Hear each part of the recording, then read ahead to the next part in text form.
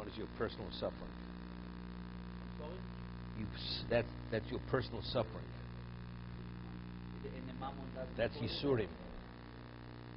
Person gets stuck or something else. Those people benefit. Okay.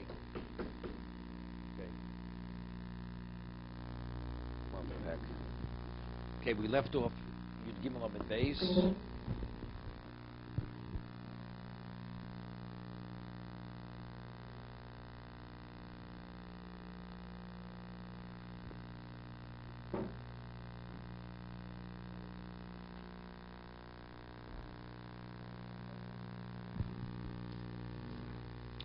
Okay, we discussed the halacha finally. We had a question of machlokes, whether shibuda d'oraisa, shibuda rabbanon. If we have of the opinion shibuda d'oraisa, that the Torah, whenever there's a financial debt, the Torah liens one's assets. We don't differentiate whether it's a milvah shtar milvah peh, whether it's a documented loan or not documented loan. There's a debt, your assets are liened to the debt. That's shibuda d'oraisa. Shibuda lav d'oraisa means that the Torah doesn't get involved. If there's a debt, if you choose to lien your property is liened. But if not, then it's not liened. That's the argument. That was machlokas, Rabbi Yochanan and Rabbi Shmuel. Rabbi Yochanan is of the opinion shibuda d'oraisa. Therefore, even a milvah peh, an undocumented loan, one collects from lukuchos. If somebody sells off the property, you have a right to go after the buyers, because the property is liened.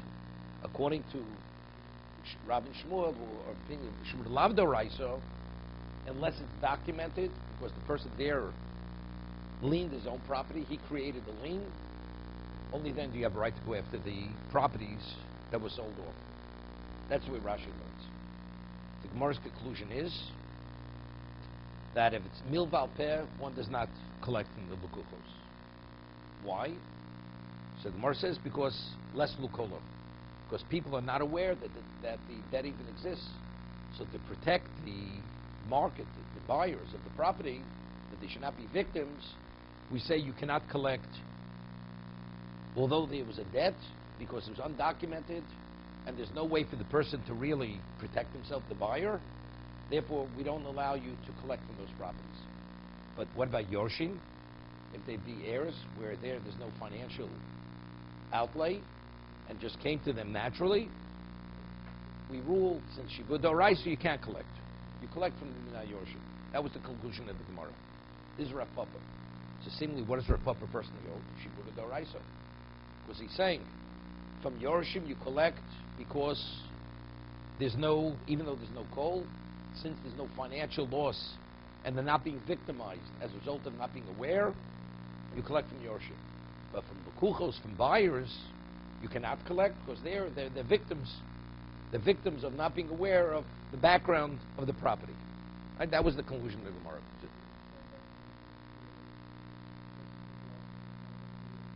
Of the Yorshim. No, of course. If you owe me money and you have money in your pocket, you have a shirt on your back, can I take the shirt off your back? I can take the shirt off your back. You owe me money, you must pay. So if you have anything of any value, you must pay me. Right? That's called shibud haguf. If you owe, you must pay. It's a logical concept. You borrow, you pay. Right? A person says, I borrow from you, I owe you. It's understood, you owe. So if you owe, the person steals. And now the stolen object doesn't exist any longer. You have a debt. You must pay the debt. You have to go to Bezdin. Bezdin. See, Bezdin is an order of collection. You know, we still live in a way where, could I strip a person naked to collect my debt? Well, let's say a person has a livelihood. Could I take his means of livelihood that there's not even a chance he could pay you back? So that's called misagrin. There's an order. We don't take his bed. We don't take his utensils that he needs for eating. We don't take his animal that he needs to earn a living. That's called misagrin. There's a certain order of what you could take and what you cannot take. But that's all rabbinical. But on a Torah level, you can take everything. You could strip a person naked.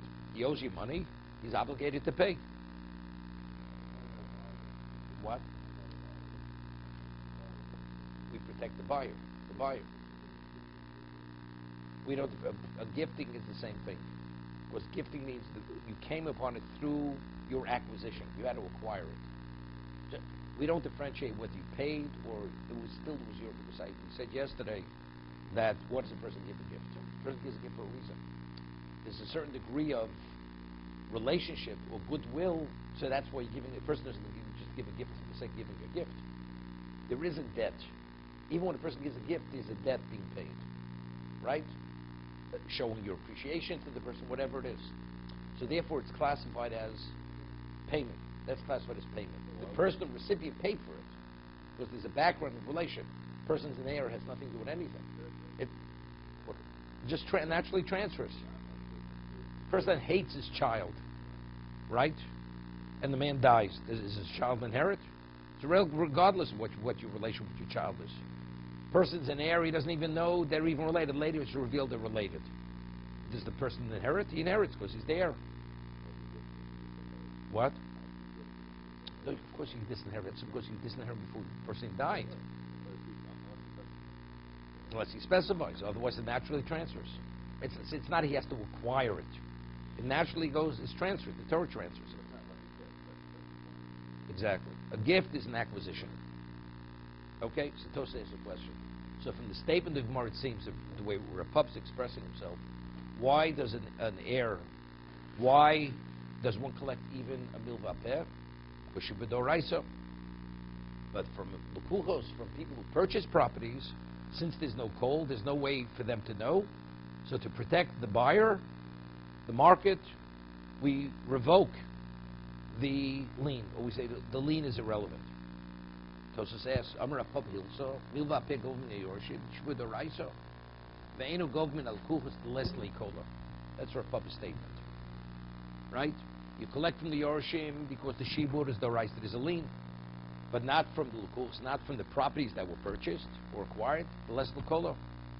Because there's no word is not out in the market. Tamo. The Bashili get poshut at the end of Perik get poshut above Basar, Komer Papa, Gufe. Milve al pe gov mine yorshim shlo tinol delis mifnei lovin. Okay? Ve'enu govim min al-lukuchos the shibuda lav doraisa. Here, he says, Rav Papa says in Bava Basra, why do you not collect from lukuchos? He says, shibuda lav doraisa. That's the reason. Shibuda lav doraisa. So it seems, which is contradictory. Here he says, shibuda doraisa. But why don't you collect from the lukuchos? Because there's no coal. And here he says, why do you collect from Yorshim? From the heirs, from the estate? Shibud Daraisa. There he says, you know why you collect from the heirs? That since they had no outlay, so otherwise we're going to discourage people from lending. So that's why you collect from the Yorshim. What do we need? If the whole concept of being victimized has no relevance to heirs, say the reason why you collect is because you leave it on the Torah level. What do we need to read? Why does he have to use the concept of shlotinol des mifnei lovin? Because we don't want to discourage people from lending, right? If we have no choice, like the case of a regular milva peh where the property is sold off, you're going to be discouraged, but on the other hand, the other people are going to be victimized. So we say we prefer not to victimize the buyer, but if there's no victimization, so over here, and we're going to discourage the lender from lending, so you know what we say? We say you collect. So it's a rabbinic law. On a Torah level, you would not collect from Yorshim. See, the first question is, really on a Torah level, you should not collect from Yorshim. Because they can be discouraged from lending. If man dies or whatever it is, it becomes a problem. You can't collect. V'omer Rabbeinu Chananel, the Hochamar Bilvak Suv Batorah. The Gemara differentiated. It's a little bit of a dochik here. The Gemara had said that the discussion of the Gemara, there were two statements made by Rav and Shmuel. They argued the case of the woman who had given birth, right? She brought the chatos when she was alive. She didn't bring the olah. So Rabbi Yochanan says even if she didn't consecrate the olah is brought from the estate. Rav and Shmuel say no, you don't bring it from the estate. Then they had another argument regarding an ordinary loan. Milva peh. Do you collect or don't you collect? So the Gemara asked, what do you have to argue? Two cases. The case of the woman who was given birth, and the case where it was created as a result of the loan. So the Gemara says, because if I only have one case, I'd say Rav and Shmuel would concur with Rabbi Yochanan, because it's milva ksuv b'Torah. Because why must you bring the ola? Because the Torah imposes on the person. So that's where the Torah liens the estate. But where a person creates the debt himself, the obligation himself, maybe there, the Torah does not impose the lien. That's your prerogative. Do you want to lien your property? Don't you want to lien your property? Right? That's so. Rabbi Kalatsky was saying, Rav holds it would be a milva halvo, which is not a milva ksuv b'Torah, which the Torah over there does not impose the obligation. Correct? There, I would say shibud alav d'oraisa. What? Milva ksuv b'Torah. A milva, the financial obligation is dictated by the Torah. Right? That's the older case. There, shibud d'oraisa. So that's what Rav is speaking about. So why from the Yorshim, right? So why from the Kuchas don't you take? Let's say you had a piece of property, you sold it off to a third party. That's the case of Milva Peh. So what? The third party bought the property, you're supposed to know the woman gave birth. In that case, you're not going to collect from the Lukuchos. What about from Yorshim? Yorshim, you will collect. That's what Rav is speaking about. So Rav personally, the Gemara Bavas is speaking about a regular loan. Regular loan. A man lends money undocumented. Why don't you collect from the Lukuchos? Because that was. No. A regular loan, no. Shibud alav d'oraisa. Shibud alav d'oraisa. So why do you collect if the Torah doesn't lean it? So why do you collect from Yorshim? Because you're going to discourage people from lending. So, exact. So Rav is not following Rabbi Yochanan and is not following Rav and Shmuel. He is explaining it. He rules like what the Gemara considered. If I would have had one case, they would have agreed in that case, but not in the other case. Okay? The Ochamar Bilbak Sub Batorah Gom Dizokin, the Erchin, the Korban, Doma Leil, Shibud Doraisa, as the Gemara said. There, even if you normally would Shibud Lav Doraisa, there you would say maybe Shibud Doraisa. Right?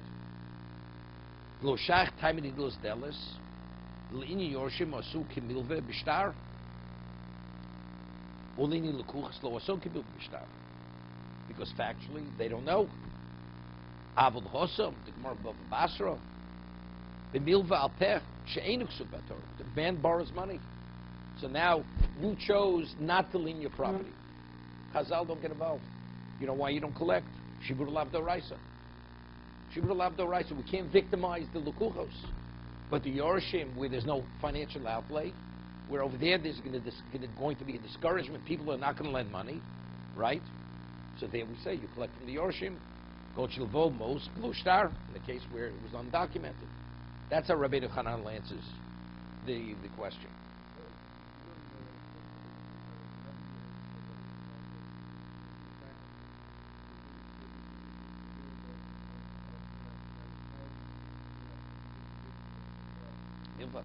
Can't collect. Everybody agrees.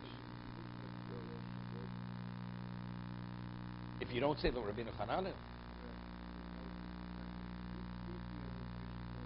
I mean, how do you reconcile the stealing? See, Shlotinul Dels B'fnei Lovin is not such. The Rishonim answer that easily. That question is not so difficult because you have a question. What do we need to reach Shlotinul Dels B'fnei Lovin? You shouldn't discourage people from lending. The reason why I collect from Yorshim is because Shibud Doraisa. Right? That's the question. Right? That question is not such a question. Why? So the Rishonim explain. You think that once they revoke, they say, you know, when you lend money where it's undocumented. Chazal said there is no shibud. They said there's no shibud. So if they say there's no shibud, that would even include even Yorshim. Even Yorshim. On that, they say no, that we leave intact. You know, why do we leave that intact? That's the way they answer that question. That's irrelevant. Of course. No. We're talking about he sold off the properties. He has assets, or he has to pay. Not the Yorshim. the Yorshim are a third party. The Yorshim are a third party. So why did the third party have to pay if it's milva pem? The answer is shiba d'oraisa. So what does he have to say? Shel til das b'nei lovin? Because normally they should have revoked it. Why didn't they revoke it? Because we don't want to discourage people from lending. That's why we didn't revoke it. But the other part of the question is still difficult, because Republic says explicitly, and Basi's quoting, right? The first piece we answered, but how do you answer the second part of the statement? And why don't you collect from lukuchos?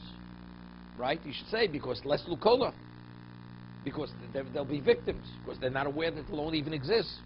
But Republic doesn't say that above Basra. He says because shibud lav d'oraiso. Right? Here he says it's because of coal.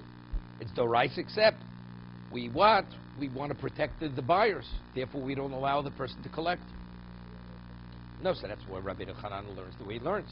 The Gemara over here is speaking about milvak suv b'Torah. Even though it's milvak suv b'Torah, nevertheless, because there's no coal, you can't collect from lukuchos. But by Yorshim, it's irrelevant. Over there, we're not talking milvak suv b'Torah. So therefore, you shouldn't even collect from Yorshim. Right? You shouldn't even collect from Yorshim. So why do you collect from Yorshim? Because because we're going to discourage people. But factually, it's a much greater chiddush. Really, you shouldn't collect from Yorshim. They have no debt. If Yoshim would love the Raisa, the underback, there's no difference. No, but I'm saying it's not right. It's not right. Shlotinol delis b'fnei love, and therefore you can make them pay something where they have no obligation to pay. They have no obligation to pay. Let's say a person dies and he leaves over nothing, and his children are wealthy. Do they have an obligation to pay the father's debt? No. We should say, you know something, you should pay your father's debt. You know why? Because we'll discourage people from paying. That's basically what we're saying over there. Right? Really, there's no shibud. There's no lien. But because you didn't pay for it, and it came to you naturally, therefore you should pay. Okay, good. You have to make the differentiation. The Gemara says in Bava Kama, let's say a person steals something, and then afterwards something happens to it. It says that the children should repay the stolen item or the value to the one who was the victim. Even out of their money. They should do it. There's a mitzvah to do it. The Gemara should keep it off. Keep it off. Look, not the father was a debtor. The man was a criminal. He committed a crime. He stole. In that case, even to take out of their own pockets, they should pay the debt. Because otherwise the father's disgraced. Well, keep it off. Somewhere it's a question. But he has to be also Maisa Amcha. Right? Yeah, but he has to toe the line. He has to behave like a proper Jew. There's no obligation to keep it off if the father was a thief.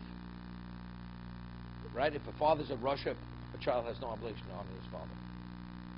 So Gemara says over there, if the man was a thief and he didn't return it before he died, it's evident he didn't do tshuva. So therefore, why is there an obligation to repay the stolen item or the value? There's no chiyuv keep it off. There's no obligation to honor a father. The father's a Russian. So Gemara says also tshuva. He did tshuva, but he died before he had a chance to return the item. But we know his intention was to return it. So since over there he was an onus, therefore there's a mitzvah keep it off. So it could be the same thing, similar over here. On a Torah level, the Yorshim have no obligation. Factually, this property, this asset came from the father. It would be the right thing for the sake of keep it off to pay. They have a chiv, keep it off. Pay the debt, but we have no obligation. It's irrelevant when you have the obligation. But here, like you said, they receive free money, and you have a chiv, keep it off. What, you just leave your father's debts just hanging? How does it reflect on your father? No, that's what we say shlotinol delis. That's why we use the term, the shlotinol delis. By lukuchos, we don't say shlotinol delis. So what do we say? Factually, on a Torah level, there is no obligation of the Yorshim. The answer is there is keep it off. There is keep it off, but keep it off doesn't obligate them financially. But since I have this other issue of shlotinol delis in conjunction with keep it off, and you receive the money from the estate, it's the right thing to do. I mean, that's otherwise, how do we differentiate?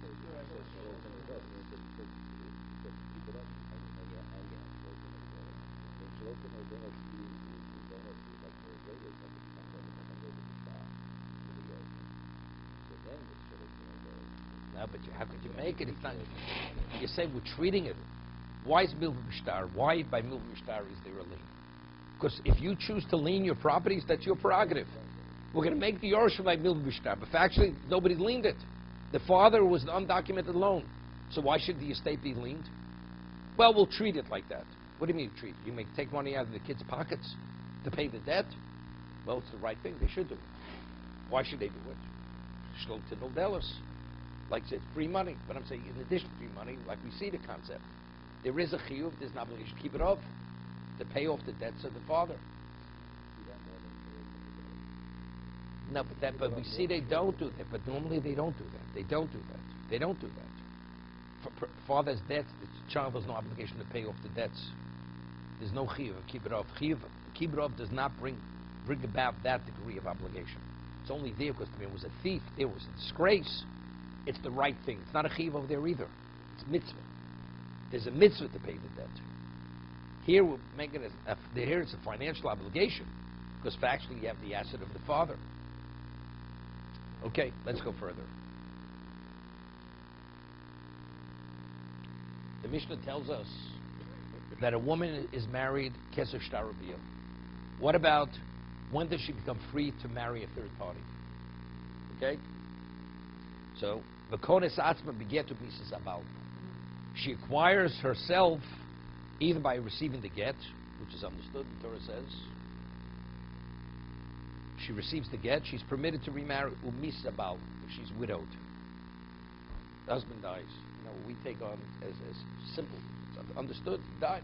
Now she's free. She's not permitted because she's a married woman. Now the husband dies, she's no longer married, she'll be able to remarry. We'll see from the Gemara, it's not so simple. The Gemara says, Bishlam get, Dichsiv, get is explicit in the Torah. How do we know a married woman, after she receives the get, she's permitted to remarry? Because of Losif increases, the Torah says explicitly, she receives the document of termination, right? And she's permitted to marry another man. That's explicit in the Torah. But how do we know that the husband's passing, that permits her to remarry? How do we know that? So Gemara says, Svara. Who? It's a Svara. It's logical. Why? What's the logic? Who usher a busharsa? Why is she not permitted to marry a third party after she gets married? Because she's married. So if he married her, he's no longer married because the husband's no longer here. Right? The only reason is because he has that level of attachment to her. She's his wife. But if there's no husband, there's no wife. How can he have a wife without a husband? Correct? So it's a svara. It's not so simple. What about we have incestuous relationships? What happens if a man marries a woman and he has children, then he dies, or he divorces her? Now his brother wants to marry his brother's ex-wife. He's not permitted. Why? So what do we say? Although the basis for the problem is because he married her. He's no longer married to her. So you see, there's a trace of what previously happened. Sure he could. He could remarry her.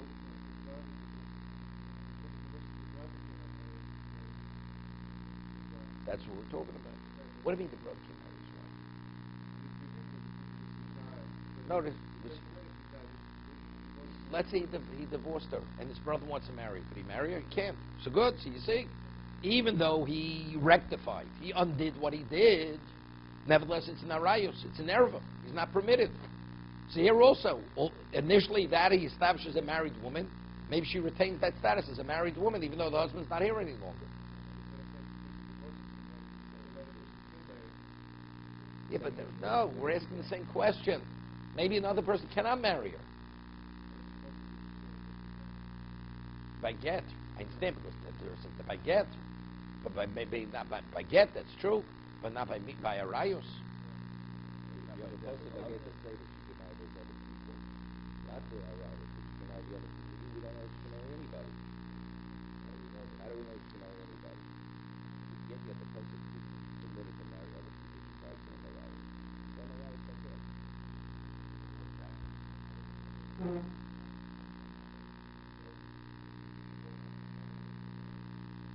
I'll give you an example. We talk about Achos Isha, right? It's B'chayel. Man's married to a woman, divorces her, now he wants to marry the sister. It's not permitted to marry the sister. Of course, it's the sister of your wife. What do you mean, sister of my wife? She's not his wife any longer, right? The answer is because she was once your wife. Once your wife, always your wife. Okay? So once married, she retains that married status. She's not permitted to marry another man. That's the first question. So it's not simple. You know? Whatever you create, you've uncreated it. You've dismantled. It's not simple.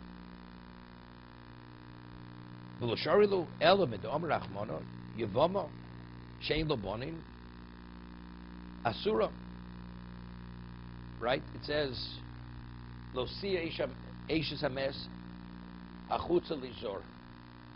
if a woman dies, if a husband dies childless and leaves over a widow, it says the Eishes Hames is not permitted to marry out, but there is an obligation of Yibum. So she's not permitted to marry out. What's the inference of that?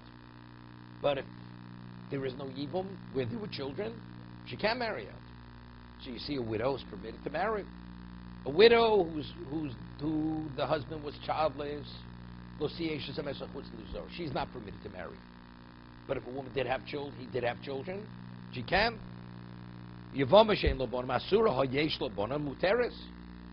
That woman is permitted. The Gemara says, "V'dilma no."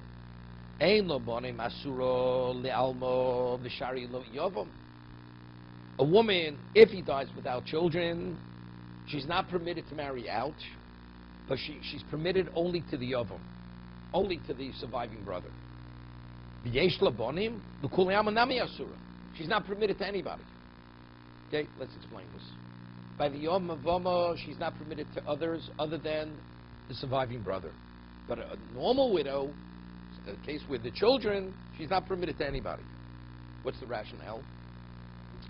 So we once discussed, there's a Rashi in Ksubis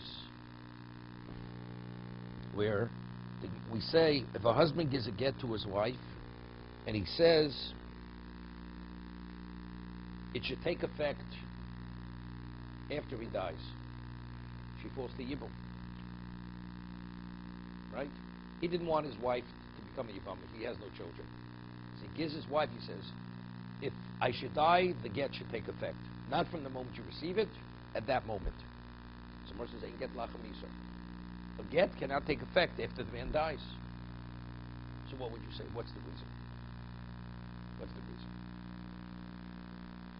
So Rashi says, what? So you'd say because they're no longer. What? They're no longer married. They're no longer married. That's why you get lachamisa. Rashi doesn't say that.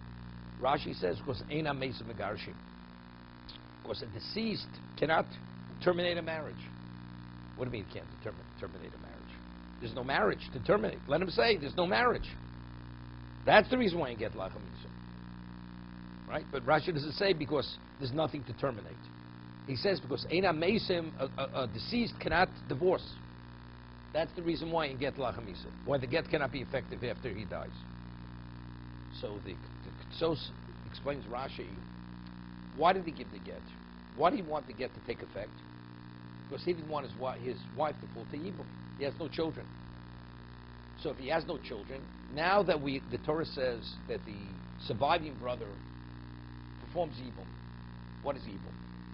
Yibum means he takes over the marriage of the deceased. Why does the Torah not allow it to remarry? Because there's a trace of that marriage. If she has relations with other men, it's not liable by the death penalty. It's just nisr, because she's not a fully married woman. But there is still a linkage, what we call zika. There's a zika to the surviving brother, because there's a trace of that marriage which is left over. When he performs yibum, now the remnant, the residue of that marriage becomes a full marriage. That's called zika. So if that's the case, what's the reason why the get is not a get after he dies? You can't say because there's nothing to terminate. There is what to terminate, right? So why does the get not terminate it? The answer is Eina Mesim Megarshim.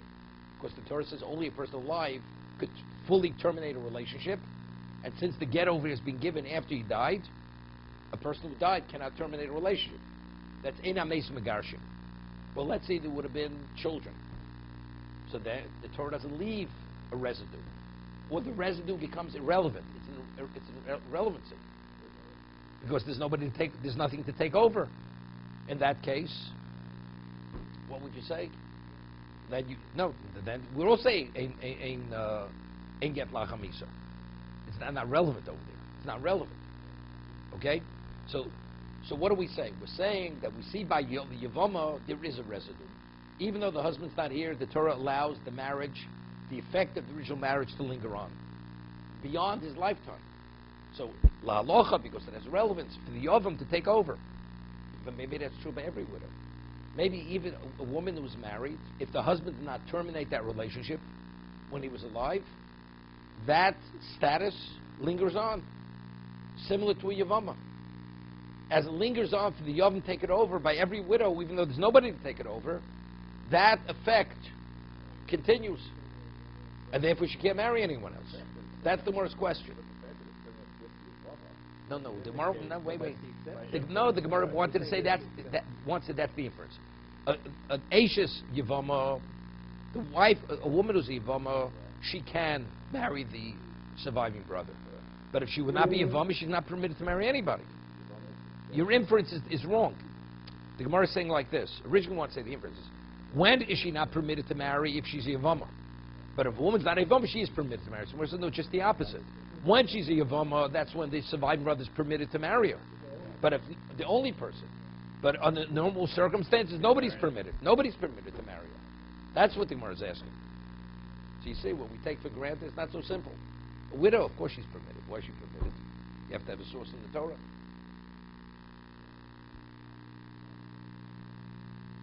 Rabbi? Yes, David. If that were the case, then what would the purpose of the chalitza be? Chalitza. If you're saying that a woman can never be remarried, then what is the purpose of giving the chalitza? One of two things. Either, a chalutza, a woman receives chalitza, she's not permitted to Kohen on a rabbinic level. Right? A grusha is not permitted to Kohen on a Torah level. A chalutza on a rabbinic level is not permitted to Kohen. Why? Because just as giving the get terminates the relationship between husband and wife, the chalitza terminates the relationship between the Yavama and the Yavam, the surviving brother and the widow. I would say, just as the Torah gives the Yavam, the surviving brother, the right, treats him as the husband, just as the husband, if he would have terminated the marriage with the get, she'd be permitted to remarry, I'd say the chalitza also permits her to remarry. The surviving brother is in the stead of the husband. Whatever residue is left, he could terminate that residue of the marriage through chalitza. That's one way to understand it. So she's really the equivalent of a divorcee, which Gemara says, of course, that Torah says explicitly. You write a sefer krisis, you write the document of termination, and she's free to remarry. But the other way to learn is like this: no, chalitza is an obligation. You're not bound to fulfill the obligation of yibum, not to permit her to remarry. Okay? Now she's reinstated as a woman, because once he gives chalitza, he's not permitted to perform yibum any longer, the surviving brother. So you can understand one of two ways. Either the chalitza is the equivalent of the get, or the chalitza absolves him of his obligation, or he forfeits his obligation. Now she remains the widow. That's not permitted to anyone. She's like any other widow at this point. Well, no, you could say, just as he's permitted to marry her, maybe he could terminate her. You have chalitza too? Yeah. Maybe yes, maybe not. You can hear it either way. Okay? So Morris... Then let's just stay with that for a minute. If we are saying that it is impossible for a woman to separate herself from the deceased husband. Such a woman who has a relationship with another man after the death of her husband, what would she have done wrong under that At this point, she committed adultery. At this, would be liable for the death penalty. For the death penalty. A woman who commits adultery For the at this point, I mean, the Gemara is going to fall off of that and say maybe it's just a Torah provision. We'll see. That's the next step in the Gemara. No. Right. We'll see. Harvey, you want to know something?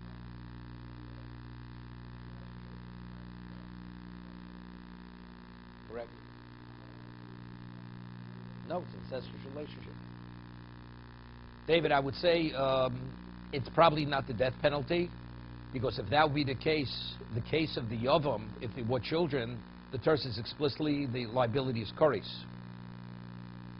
If we see her as a fully married woman, why should it be koris?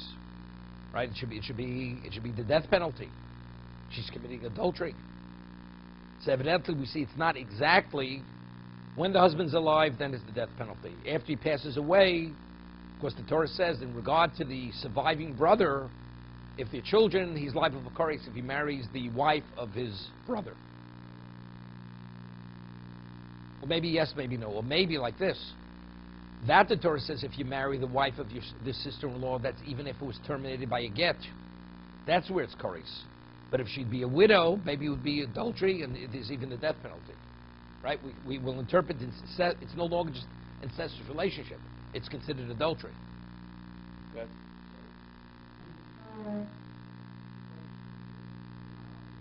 He's obligated. But the Torah gives him a way to release himself from that obligation. It's an obligation, sure.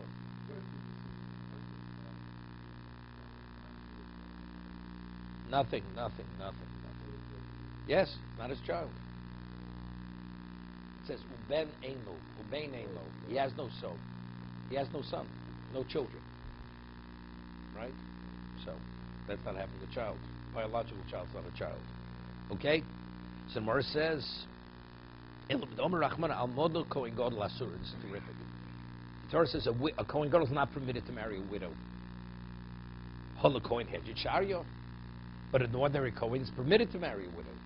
But if you tell me a widow is considered, she retains a married status, so she's not permitted to anyone. So what do we have to talk about? The Kohen Gadol is not permitted to marry her? No. We prove it the other way. Until now, we're holding at a point, an ordinary widow is an Eishes Ish. She's an Eishes Ish, an ordinary widow. It's only the Yavam we permit. So, but anyone else, she's a married woman. So what does Torah have to say? A widow is not permitted to Kohen Gadol. She's not permitted to anyone, even a Kohen Hedjit. So the inference is a Kohen Hedjit is permitted to marry a widow. But how is he permitted to marry her? She's a married woman. Was once married, always married, even in the state of widowhood. She's still married. Right? That's the more. So we see from here that death permits her, releases her from the original status. Hold the Kohen Head Shari. The says, no, not so quick. V'dilma Kohen Gadol belav. L'kuli alma ba'asei. A Kohen Gadol, if he marries the widow, he's in violation of a los asei. He receives malchus. But an ordinary Kohen, it's only he's in violation of an asei. Asei. Wait. So Rashi says, what's the asei? What's the asei? So Rashi says, it says, v'yotzav ho'iso lish achir. It says, if a man gives a get to his wife, she's permitted to marry another man. So what is the inference? But not as a result of death. Lo yidei miso v'shilcho lezu v'lo la'acheres. Mashma. This woman is permitted. Another woman is not permitted. The widow is not permitted. And we have a principle. If something is inferred from an asay, lava bomachal asay asay. If a negative is inferred from a positive, that's classified as a positive. You're in violation of positive commandments. It's a mitzvah asay. Right, so it's not adultery. But she's still not permitted because she was once married. That's the asay. So now we want to know. So how do we know she's permitted to be continued?